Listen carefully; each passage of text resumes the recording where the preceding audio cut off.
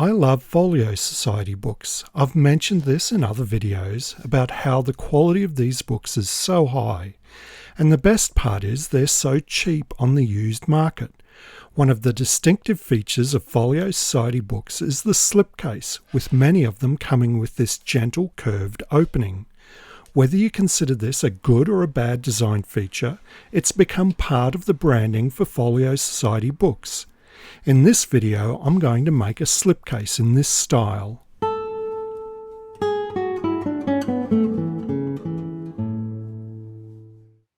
The gentle curved opening of these slipcases is like a very wide and shallow thumb notch.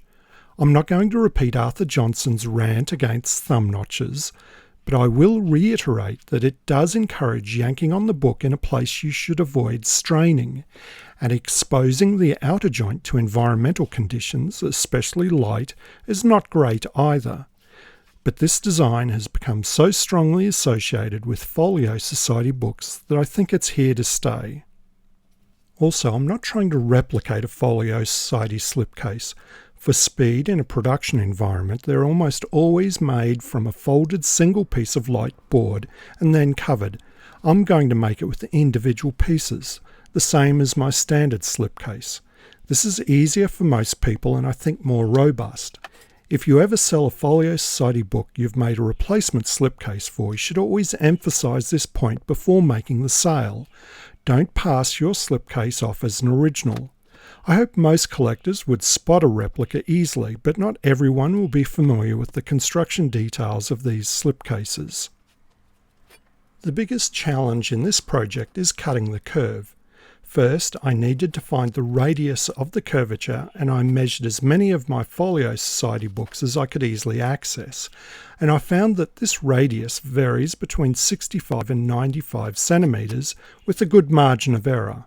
The most common value, seems to be 85 centimeters, and that's what I chose. Maybe I should show you how I calculated this radius of curvature.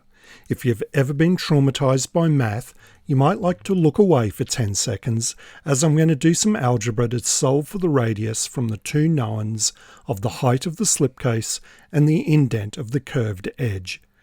Using the formula I derived, I put my calculations into a spreadsheet to work out the radius for each of the slipcases I measured.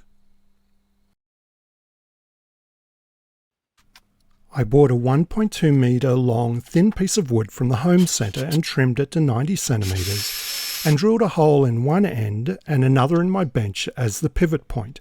I used a nail as the axis, and the drill was the same diameter as the nail. Then I measured the thickness of the tip of my Alpha knife and cut a slot 85 centimeters away from the pivot point by drilling a series of holes the width of the knife and removing the remaining material with a small chisel. This held the knife vertically, and this didn't cut at all. The knife needed to tilt forward like it was being held in your hand. I widened the slot on the side towards me with a larger drill, and this worked well. It's not perfect, but good enough. A way to hold the knife in the slot would be an improvement, which I might do in the future. I'm sure there's other ways to cut this curve and to mount a knife on a wide radius, but this worked well enough. I tried string, and this was a failure. The knife needs to be held rigidly to stop it tilting even slightly. The cut can't be done in one go, and thus you need to be able to repeat it.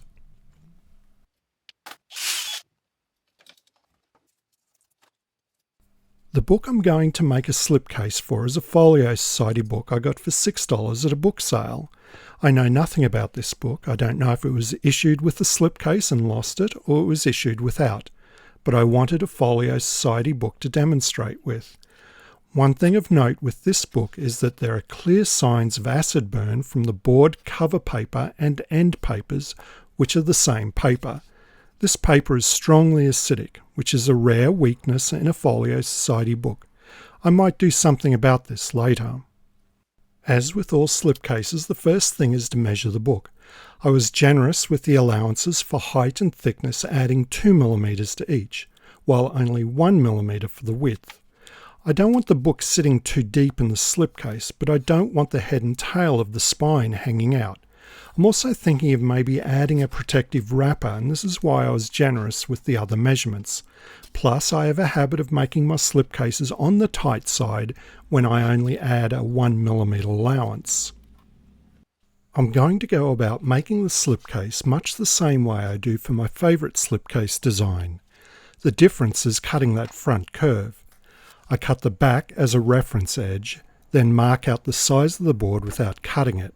I lightly score the lines with my knife rather than using a pencil, though I do go over these with a pencil so you can see the lines in the video. I had practice cutting the opening as though the board had been cut to width, but when I went to do this, I realised the hard part was the start of the cut, which comes from off the board. It dawned on me I didn't have to cut from off the board, and I could cut the curve anywhere as long as the centre line on the board was lined up with the radial line from the pivot point. Once the curve was cut, then I could cut the board to width. I did need a radial line from the pivot point, and I drew this with a thin permanent marker. If I'd thought of this from the start, I could have drilled the hole in my bench to be in line with one of the lines on my cutting mat. I rotated the board and aligned the centre line as described and made the cut so the board was wider than needed. The knife stuck in a stick method worked surprisingly well. I did practice a lot, and I kept a couple of those practice cuts for later. I had thought I'd do this project as a single video, but it got boringly long, so I've divided it into making the box and then covering. YouTube hates videos done in 2 parts, but it's not all about what YouTube wants.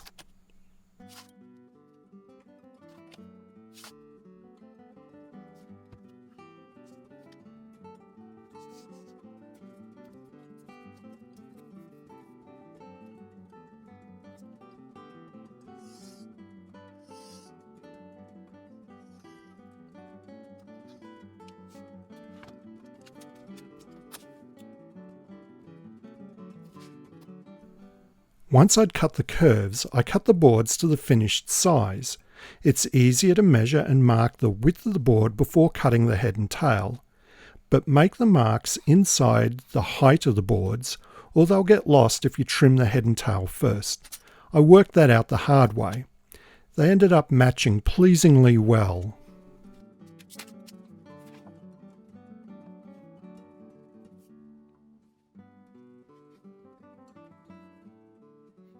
Now I need to cut the walls out. In this construction technique, the walls butt up against the outside edges of the sides, and they need to have the thickness of the sides added to the width. Measuring 2 layers of the board, I find it's just under 3.5mm thick, so I add 4mm to the wall width since I'm not very good at cutting 0.5mm. I want the grain direction to be long grain for the walls, and I should have enough left in the offcuts for the sides to make the 3 walls. I can make the back the same height as the sides, and I can use the guide score marks I made earlier to get this height just right, and then the head and tail needs to overlap by 1 board thickness at the ends. When I cut these out, I'll use a piece of board to add this additional length.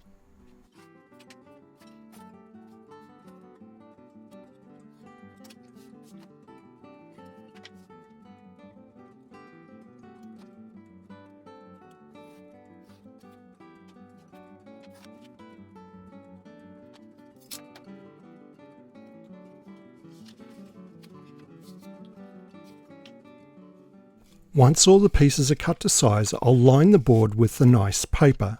I've lots of Fabriano offcuts from making course kits, which are perfect for this.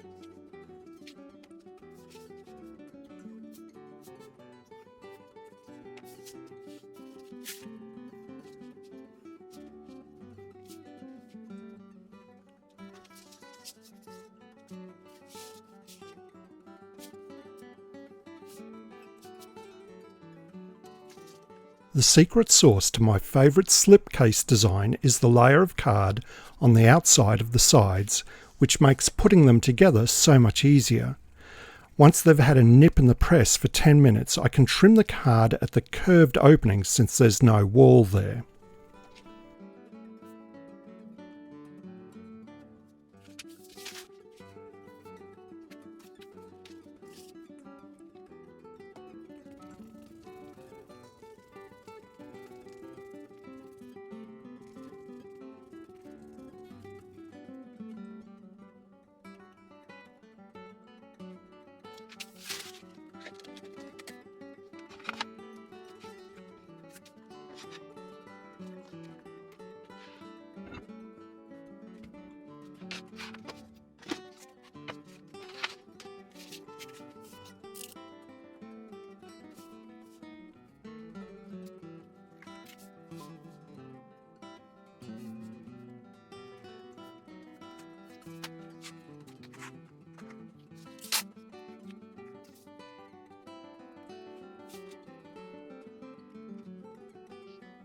One of the advantages of the folded slipcase is that there's less inside seams visible.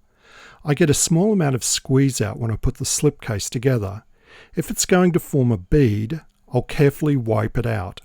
If it's just a small amount, then I'll just leave it as it dries sort of clearish and fills in the tiny gaps.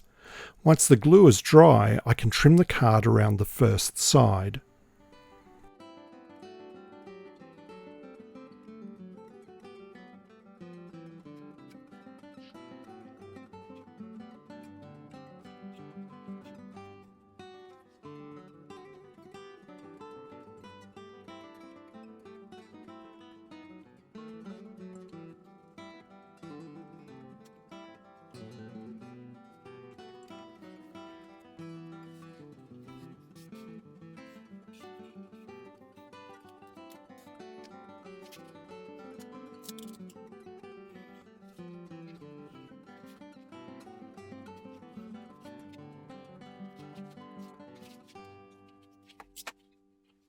Before I apply glue to fit the second side, I do a dry fit to make sure it goes together smoothly.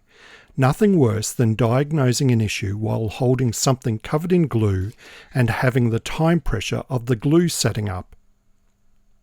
After the glue is dried on the final side, I can trim around the edges and do a dry fit of the book. It is a bit looser than my normal fit for the reasons I mentioned earlier, that I might add a wrapper on the book and that other thing I mentioned. And there is a bit of space taken up by the covering turn-ins.